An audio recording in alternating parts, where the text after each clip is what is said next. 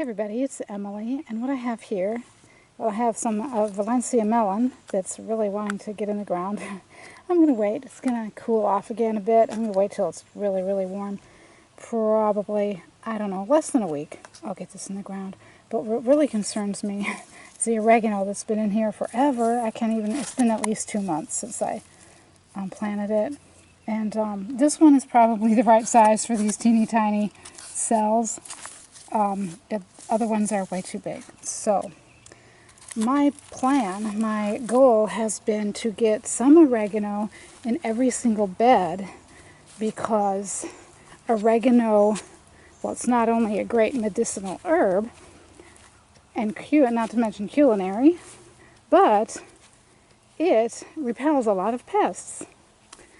Now, I don't have nearly enough to put in, all the places that I want one. But I understand that you can propagate oregano with cuttings.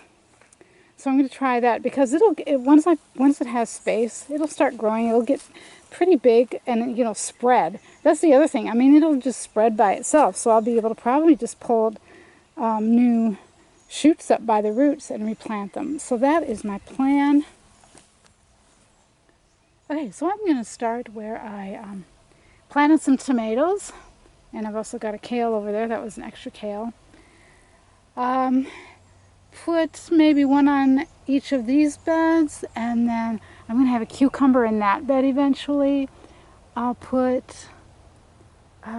put a couple in that bed, and then I'll think about it and see where we are. Alright, let me show you what I have so far. In between a couple tomatoes toward the edge. Got one of the, this is that really small one that I showed you. The one, that's just from one seed, it looks like. And then in the corner over here, behind the kale, put another one, a bigger one. The other thing about oregano is quite drought tolerant. Probably just watering the actual vegetable crops like tomato and cucumber, the oregano will probably be able to get all the water it needs. Alright, so this is where I'm going to have a cucumber this year, because I rotate the crops. It's not really, I haven't been as good about it as I should be sometimes, but you're supposed to rotate crops, so I'm making sure that cucumbers and tomatoes are in different places this year. So here's an oregano where, if I use this for tomatoes, I plant the tomato right in the middle. So the oregano there is on the side, so make sure it can get enough sun and it won't get overwhelmed by the sprawling tomato. And then I've got another one in this corner over here. Right there. And then I have one more cell left. I was thinking about putting a couple in here, but that's what this that's what the beetle netting is for, keeping the insects off. So I don't really need to work really hard to try to make this a pest-resistant bed. So I'm going to, I've been thinking about what to do. Now look at it. This is just one cell. It looks like it's two, but look, there's nothing germinated in this last one. So this is several different seeds. What I'm going to do is I'm going to separate it into two. Because if I try to separate it into more, I'm probably going to destroy the roots and either stress it out or kill it. Probably won't kill it. Oregano is pretty hardy that way. But I'm going to divide this into two, because it looks like all the seeds that I planted, and because oregano seeds are teeny tiny, you can't just plant one. You're going to plant several, even no matter how hard you try. Now the SIP beds I have here, the sub-irrigation planters, they the level of the soil has gone down quite a bit below. I mean, this really sunk. So except for a couple of pole beans, which I'll be showing you in a later video, in this bed, I'm not going to be using the SIP beds this year. I want to let the mulch sit and compost to bring the soil level up more closer to this edge. So what I'm thinking I'm going to do with this last bit of oregano is plant them in this bed. This bed This year, this bed is going to be cowpeas. Sorry, southern. What do they call them? Southern peas.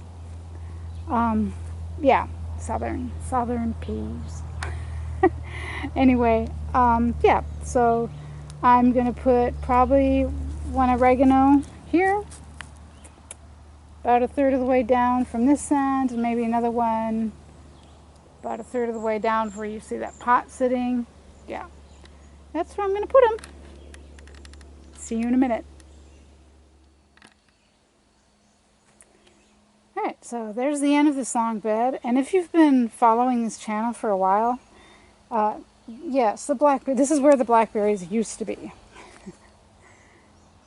Used to be blackberries here, turned it into vegetable bed. But anyway, that's the end of the bed, and this is where I will put half of that rest of the oregano tucked in there in the straw. And there's the rest of it. So, here we go. Got the oregano going. Hopefully, will help keep the pests away. And this fall, probably this fall, definitely next spring if not, but probably this fall I'll be making another video showing you how I'm dividing them up and conquering, dividing and conquering, planting them elsewhere. I want to explain real quick that usually when you transplant from pots into the garden, you're transplanting seedlings, you need to water them in well to make the roots happy, but we recently had 2 inches of rain, 2.5 inches of rain almost, so the dirt is already very moist. I don't need to do that, but usually yes, water them in after you transplant. Anyway, thanks for watching this video. Make sure you give it a thumbs up and share it if you appreciated my share here. I'll see you for the next video. In the meantime, very, very happy gardening to you.